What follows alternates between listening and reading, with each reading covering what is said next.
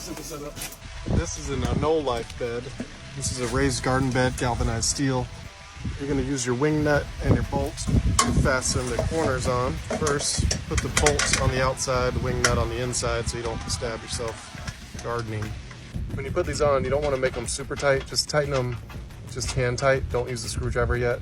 And then when you go get it where you want it, have it all of them put in, you can go back and tighten them all.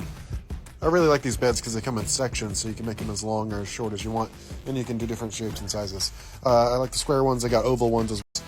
Here's me inside the bed. Love it. All right, we got the bed built, so now we're going to go back and tighten each screw with the screwdriver because we got it right where we want it.